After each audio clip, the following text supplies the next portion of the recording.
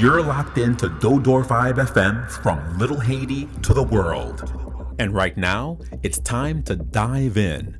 This is Dodor Vibe Deep Dive, your rundown of the top stories that mattered this week, from Haiti to the US, Port-au-Prince to Paris, and across the Caribbean diaspora.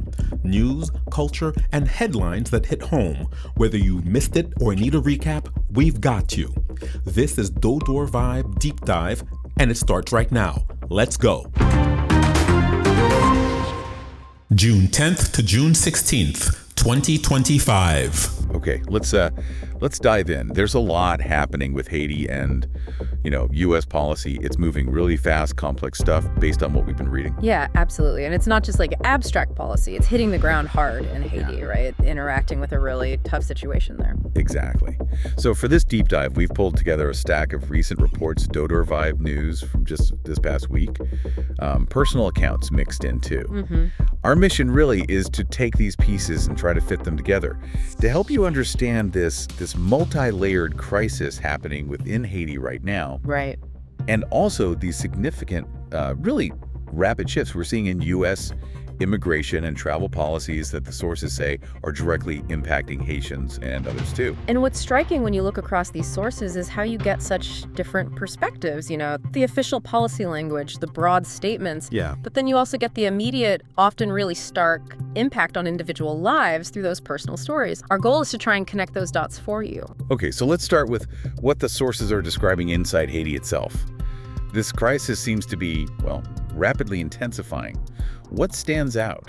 Well, the core issue, universally highlighted, is the surge in armed gang violence. This isn't just about, typical crime anymore.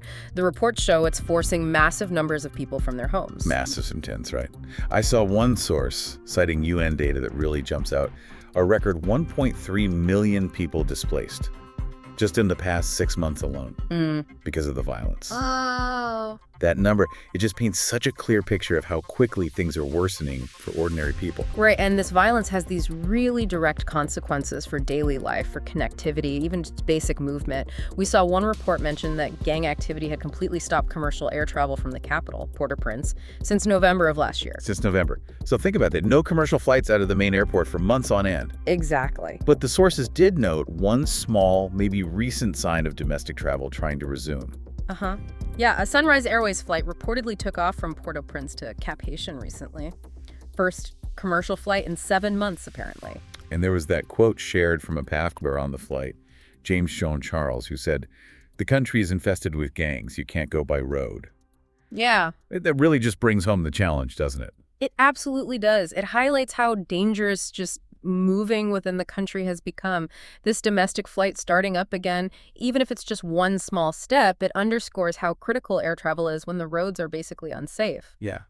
Jean-Charles, the passenger, hadn't traveled in over a year, was eager to see family, had struggled even with phone connections. So given this really dire internal situation, the sources also touch on international efforts. Yeah. Security-wise.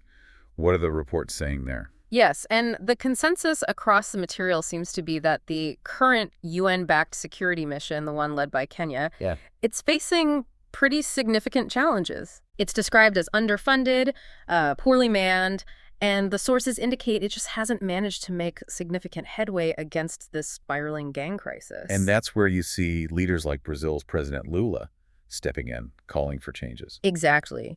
Lula is noted in the sources as joining a growing chorus of voices, urging the UN to either, finance the current mission much more effectively, or formally convert it into a proper UN peacekeeping mission. If we connect this, Brazil actually led a previous peacekeeping mission in Haiti, though that one also faced its own controversies mentioned elsewhere. Okay. But the reports make it clear there's this perceived need for a stronger, more effective international force right now. Okay, let's transition then to the significant shifts happening with U.S. policy, because this is where the sources really detail rapid and impactful changes that are being felt directly by people. Yeah, and this raises an important question. How do these U.S. policies respond to, or perhaps interact with, that crisis situation we were just talking about in Haiti? The sources detail at least 2 major actions recently. And the first one the sources highlight is huge. The revocation of humanitarian parole for hundreds of thousands of people. Yes, huge. According to the reports, the Department of Homeland Security, DHS, began notifying individuals from specific countries, Cuba, Haiti, Nicaragua, Venezuela, that their temporary permission to live and work in the U.S., it's been revoked. Yeah. And they should leave. And this impacts a really large group. The sources say about 532,000 people from these 4 countries. These are people who originally entered under a specific program created back in October 2022. Right. They had financial sponsors, were given 2-year permits. And the notices, which the sources report were sent by email, state that both their temporary legal status, that humanitarian parole, and their work permits are revoked effective immediately. Wow, immediately. DHS reportedly encouraged them to leave voluntarily using the CBP One app, and the sources noted that while travel assistance and maybe $1,000 on arrival home were mentioned, details weren't provided on exactly how that follow-through would work. Yeah, that sounds vague. And here's where it gets particularly impactful, according to the reports. Immigration advocates, like Krishil Mara Vignaraja from Global Refuge, were quoted calling this a deeply destabilizing decision.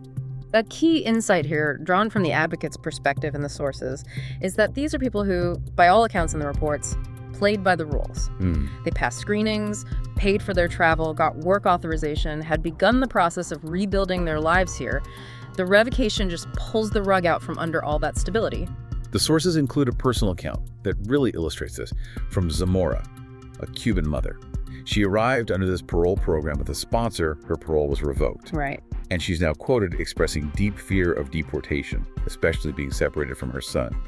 She's reportedly trying to find other legal pathways, maybe through the Cuban Adjustment Act, and is even considering stopping work just to avoid being detected. Yeah. It really shows the immediate fear and uncertainty these policy changes create for individuals. That profound uncertainty is definitely a recurring theme.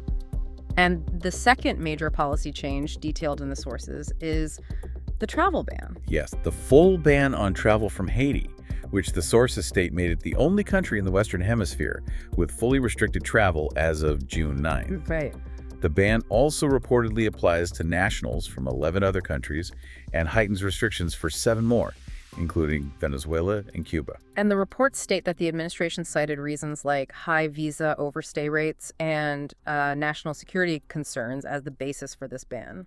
But the sources highlight the really wide-reaching practical impact.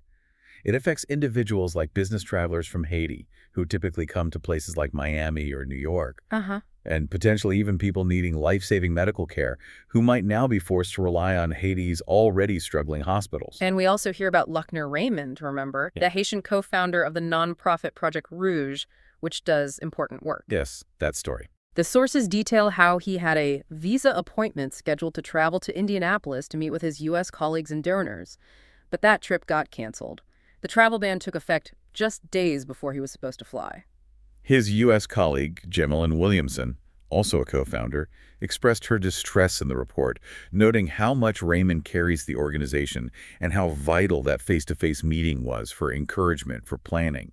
It's a really specific example of how a broad policy can directly impact even nonprofit work aimed at helping Haiti. It really personalizes the policy's reach, far beyond just typical migration discussions. Raymond himself was quoted feeling embarrassed, kind of questioning why good people who aren't criminals should be barred. And this isn't just affecting people trying to enter the country. Pastor Lucame Charles, who left Haiti back in 2006, he served in the National Police there, now pastors a church in Indianapolis. He notes the fear that has spread through the Haitian community he serves there, according to the source. Yeah, he reports seeing lower church attendance because people are afraid of operations by IC immigration and customs enforcement. And they're concerned with the overall climate described as sort of anti-immigrant rhetoric. So even Haitians with established legal status, like those with temporary protected status, TPS, or even green cards, are reportedly feeling unsure of their protections amidst these rapid changes. Exactly. The source quotes someone saying, "Not everyone is 100% sure what's right, what's not. They're scared of IC. They're scared of just kind of being outside." It really highlights this climate of fear reported within the community, even among those who seem securely here. Right. And Pastor Charles makes a critical point from his perspective. He believes many Haitians don't come just for economic reasons. They are genuinely fleeing violence back home. He feels they overstay visas because they perceive they just can't safely return. And speaking of status, the future for those with TPS sounds precarious too. While that status was extended previously because of the conditions in Haiti, the sources note that extension was canceled earlier this year. And TPS for Haitians is reportedly set to expire on August 3rd, leaving them vulnerable to deportation proceedings, potentially based on something like a final order of removal, which is basically a deportation order. Yeah. What the sources really underscore is how these combined policies, the parole revocation and the travel ban, are viewed by advocates not in isolation. They're seen as just the latest developments in what one source calls an assault on all fronts for all immigrants since the current administration took office. They're presented in the reports as yet another locked door. We also saw a specific kind of high-profile case mentioned in the sources, the arrest of Hervé Laplante, a Haitian social media blogger. Yes, him. He's known for controversial, often sensational content, apparently has a very large following within the Haitian diaspora. He was recently arrested and is now in ICE custody down in Florida. And the reason cited by an ICE spokesperson in the reports was immigration fraud. They claim he gained status fraudulently by being married to 2 women simultaneously, determined him inadmissible, and noted he had a final order of removal already from back in October 2024. So this case, apparently, because he's so popular on social media, reportedly caught the Haitian community by surprise, according to the sources. It just adds another layer to the discussion, doesn't it? Showcasing how individual enforcement actions based on alleged issues like fraud are also occurring amidst these broader policy shifts and all this community anxiety. So, drawing this all together then, what does this all mean when we look across these different pieces of information from the sources? It means Haiti is indeed facing a really complex, multi-layered crisis, as presented in the sources. The internal situation is dire, marked by escalating gang violence, massive displacement, making life incredibly challenging and dangerous for civilians. And then layered on top of that and interacting with it are these significant rapid shifts in U.S. policy, the revocation of humanitarian parole for hundreds of thousands, and the new travel ban. Right. And these policies, while they have cited reasons like overstay rates or national security, they are consistently presented in the sources as causing deep uncertainty, fear, and destabilization for the communities affected. That includes many who believe they had followed all the legal processes. What the sources repeatedly highlight is the human impact on individuals like Zamora facing potential separation from her family, on people like Luckner Raymond, whose work supporting Haiti is disrupted, and on entire communities in the U.S. grappling with fear and confusion, just like Pastor Charles described. But amidst all this, there's also mention of action from Haitian diaspora groups, stepping up and advocating for justice and humanitarian relief based on the conditions described. That's true. There is that element of community response as well. So this raises an important thought, I think, for you, the listener, to consider, given everything we've unpacked from these sources.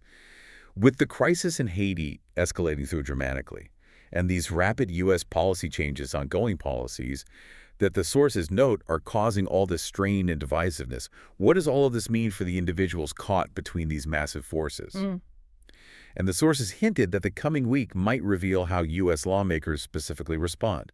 How might that potential response, based on what the sources suggest, shape what happens next for these vulnerable communities? It's certainly, a lot to think about. And that's your deep dive.